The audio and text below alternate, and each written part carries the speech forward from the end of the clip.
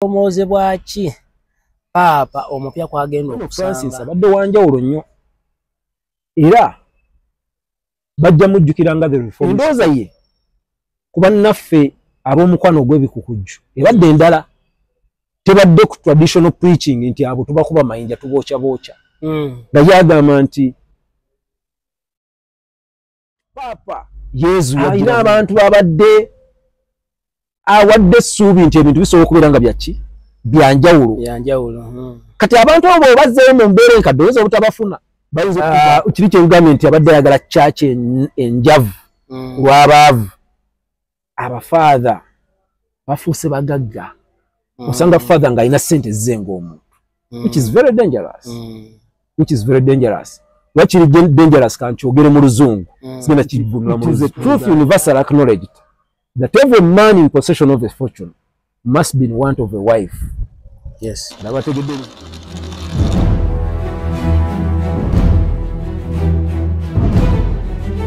Yes, kumulaba ffe atulaba nate tukwaniriza nnyo omukutu guno media tumaze ebbanga ddene ne bukyamu zoono nga temukyatulaba naye ffenna tubeera busy naddala ye alaka abeera nnyo busy naye nga tugenda mu kaseera kano ak'ebyokulonda tutandise okulaba akaseera k'ebyokulonda tugenda kuba tukomawo nate nga twogera ku nsonga eziba ziguddewo mu ggwanga ne mu nsi yonna okutwaliza awamu bukyamu sooka obuze kuba tulaba tweyongereyo mu maaso. Abalabi baffe maze ebbanga sirina muganda wange ono kanaakulya Peter nyizo gaabwe twazirunda naye ndowooza nga bw'agambye naddala ng'eggwanga lyetegekera akalulu ka 2026 tuyinza okwongera okufissa obudde okulaba nti tulina engeri gye tulambika eggwanga olw'ebiseera byalyo ebirungi eby'omu maaso. Abalabi baffe tubalamusaako era tubeebaza okubeera nti mugoberera ensonga ez'omugaso mu ggwanga. Bukyamu tugenda tutandikirawo tetugenda kubalwisa olunaku olwaleero lwa 6 saazi we twogerera bali mu kuziika Paapa kusoomoozebwa ki Paapa omupya kwagenda okusanga kuba byonna ebisinga babyogedde ku Paapa gye yazaba na buki tetugenda bibaddiramu bingi byogeddwa kusoomoozebwa ki gwe koolaba mu ntaputayo Paapa omupya kwagenda okusanga. Paapa omupya okusoomoozebwa kwagenda okusanga memende egisinga buli muntu afudde tumwogerako ng'ow'enjawulo nono Francis abadde wanjawulo nnyo era bajja mujjukiranga the reformist pope yagezaako okukyusa kereziya okujja mu biseera bya leero abadde ayogera ku nsonga zewandiroozezza nti abakulembeze b'eddiini bandizeebalamye oba bandizoogeddeko mu ngeri endala okuwa ekyokulabirako. Endooza ye kuba naffe ab'omukwano ogw'ebikukujju ebadde endala tebadde ku traditional preaching nti abo tubakuba mayinja tubookya nga yagamba nti Yesu yajjira boonoonyi mayira nabo tebaagala era kiwulira nti ekyo bw'okyogera obeera nga abaddiriza nabo tubagumiikirize tebaagala bugamba nti boonoonyi naye nga yagamba nti era bamubuuzaako nti kakati okkiriza bakkirizibwa okujja okusinza n'agamba nze ani okugaana omuntu nga anoonya Katonda we nze ani omukola ki okumugaana naye ng'alina waakoma ng'agamba nti naye tayinza kukkiriza bufumbo tekukubeera kuteetaaganya butonde obufumbo bwabwe ng'abuwakanya naye ng'agamba nti nabo bakkirizibwe tubakkirize nti weebali ng'abantu abaki ng'abantu abalala kati ekyo nga kinyiiza abakatuliki bangi mu nsi nga toyinza kisubira mu Paapa endowooza ye ku butonde bw'ensi ekirala ekigenda obwa abadde alumirwa nnyo abanaku era erinnya lye yalonda eyo Francis yalijja ku St. Francis of Assisi. St. Francis of Assisi yazaalibwa mu maka magagga abamu bakitwala nti yalina muguwa ddalu kubanga yasalawo ebyobugagga bye byonna okubigaba n'asalawo kubwangaalira mbanaku kati noono bwe yafuna erinnya eryo teyalifuna bufunyi yalironda n'ayagala n'asalawo okulitambulira mbuufu. Era Paapa nga bw'omumanyi omukulembeze w'abantu 1,4 mu nsi yonna nga bw'atambula bw'aba yazze Uganda security ebyokwerinda kumubeera ki bulugulu ne bwagenda mu America naye ng'abeera mu convoy nga ye ali mu kamotoka katono ka Fiat akawayiti ako naye ng'ezimukuuma nnene zimuliko he lived abadde living obulamu obuli very simple nga bakamulonda ku bwa Paapa bamwawudde mba ne bakalidinaali yali alina kutambulira mu limousine ya Paapa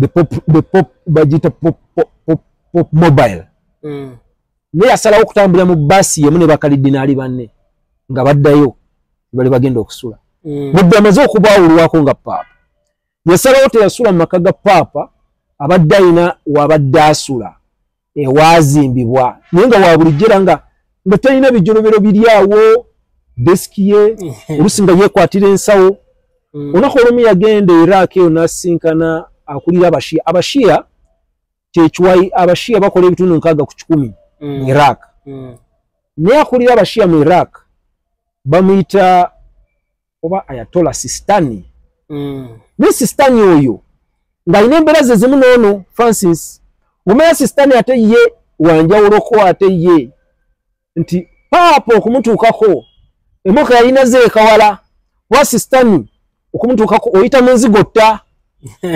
oyita mu ghetto talina compound nti n'omutuukako nti eyo compound ya Sistani yebeereyo mu nzigotta eyo mu ghetto bw'omusanga era nga n'entebe oba ojjukira sofa zaffe ziri ez'edda nga bajja entebe ya lubaawo ngazi kandi bateekamu emitwe Sistani nga yo furniture buno buvaamu tubulina ewaffe ewaka ati abasajja balato gye bali mu nsi kandiva ku lukyalo muze embaga za Ntama naye ng'engoye ze zamukola zatalina ngawoza mbaga za Ntama sizibulako naye ng'engoye naye abadde abirina naye nga yagamba edda kati okusoomooza Paapa kati Paapa alina abantu abadde awadde essuubi nti ebintu bisobola okubeera nga byaki byanjawulo kati abantu abo bazzeeyo mu mbeera enkadde oyinza obutabafuna bayinza okuvaako Paapa ono kiri kyengambye nti abadde alumirwa abanaku yagamba mu bigambo bye abadde ayagala Kereziya ennaku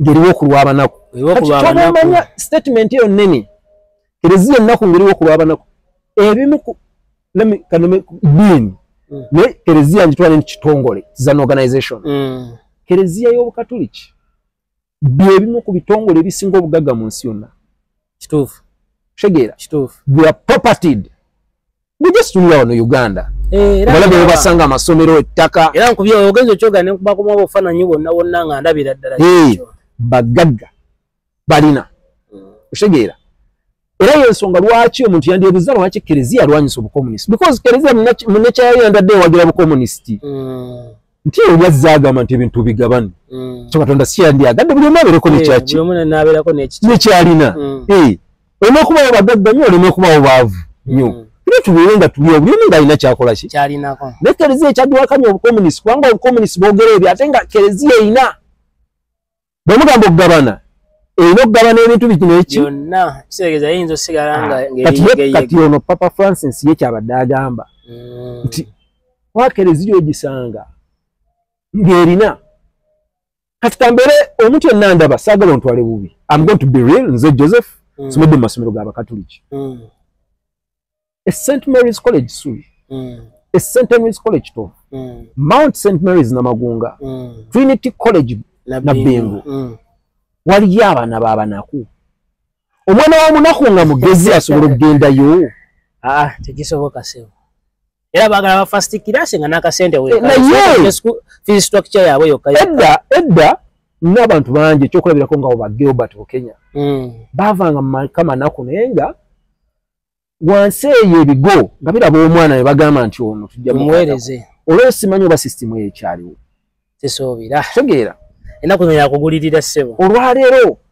bw'ogenda mu ddwaliro erubaga ensambya oba tolina ssente osobola okukolebwako naye Kereziya esobola okubeera nga gavumenti n'okujjanjaba negamba kale tulemereddwa n'olwo bw'ogenda mu malwaliro ago bw'oba tonnateeka ssente ku mmeeza tebakolako kati Papa Francis ebyo ebintu ebyo byabadde agezaako okulaba nti Kereziya esobola okukyukamu ne tuddayo okuweereza omuntu waffe omunaku n'omuntu wa bulijjo n'awuliranga no so okusoomozebwa Papa agenda okuddako agenda okusanga nti ono abadde aseetinze omukulu nga n'abantu abadde abamu abadde badduka mu Kereziya nga batulira kuba kati nze lukyamuzi nsobogira neza abaana bange bagenda amasomero aga Kereziya n'oluwo omulala ye neyetamwa n'agamba takyayagalira ddala kiri kyenkugambye nti okujja mu mbeera ya bulijjo kubanga mu mbeera gye tulimu olwaleero abantu information bagifuna first hand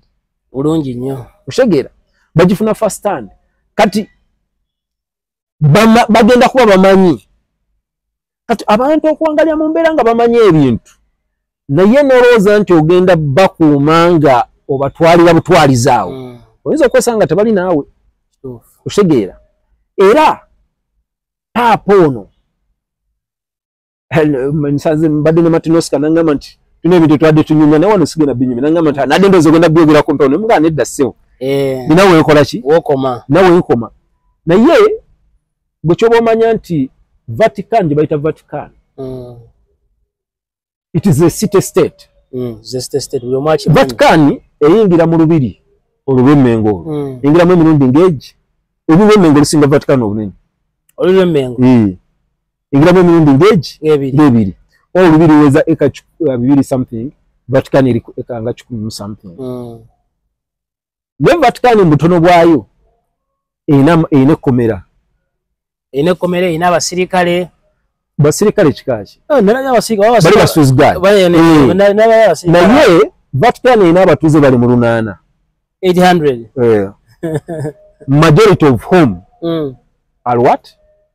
Catholic. Not just Catholics. Priests, cardinals and bishops. But it has a jail. You know what it means?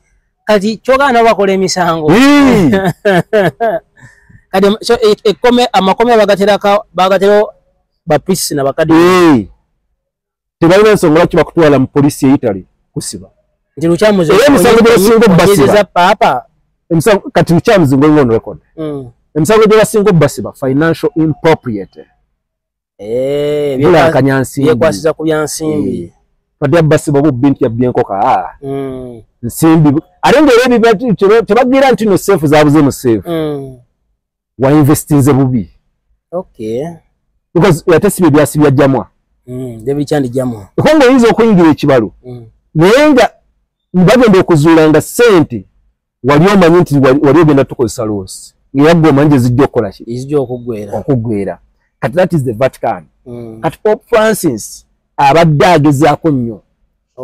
Naddala balina bank eyo ebeera nnyo mu scandals za finance.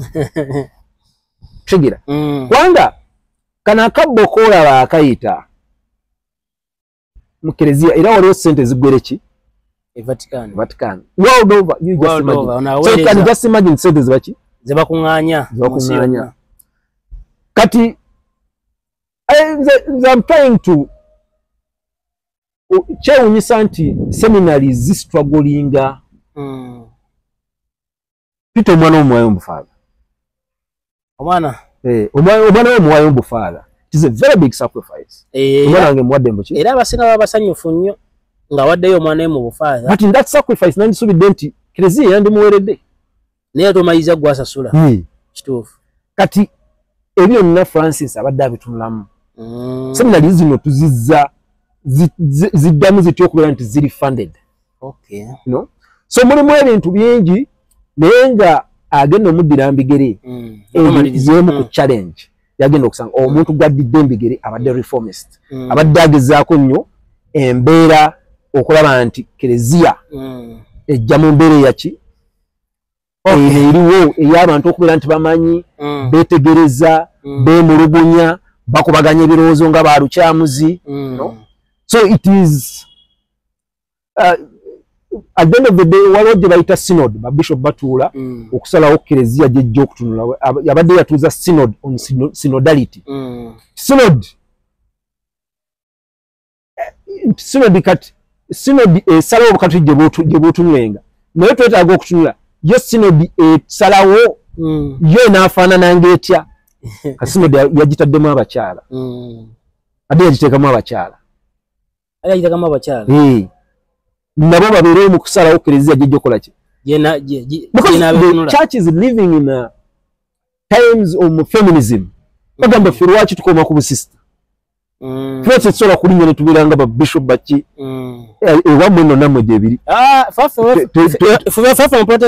twawulyanko okulonda babishop abakyala tebabikayaniramu babikayanira naye senga obanga bo nga tebakayanya kasita obanga otuukiriza kuba ffe asobola okubeera reverandi asobola okugaba omukisa na buli kimu naye era ebyo bibeera byakkayanira no kankusese mukyala bbanja she's a canon andozo okiraba she's a canon asomesa wano professor wano ku ndejje naye bwe kyoba omanya like Dube yayimba oluyimba luzalwero lwebayita different colors on people tutandika nti breaking those barriers all over the world was not an easy bino ebintu byamulayo ebisinga okumenyawo barriers zibeera ebikugira ogenda nga babimenyaamenya tebyali bintu byangu katono paapa y'omu ku babadde ba reforma abadde reformist n'olwekyo paapa ajja alina okusoomooza okwo kerezia engeri gyegenda okufaananamu ebiseera eby'omu maaso abantu bakenderera e Bulaaya kerezia ozisanga zibeera empezimu osanga n'amasinzi agamu agatundibwa n'ogisanga ngeri yali esinzizo yafuuka discotheque nga baalitunda tegeera abagenda mbu father bakendedde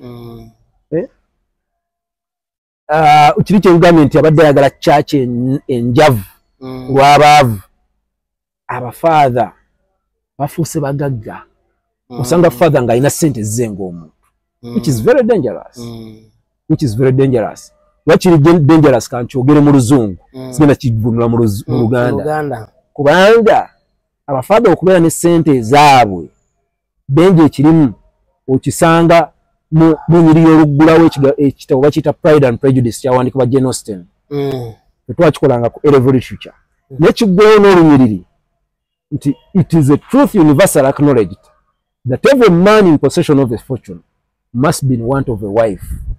Yes. Abategedde oluzungu bajja kyevuunulira. Tetugenda kubanga ensonga yetu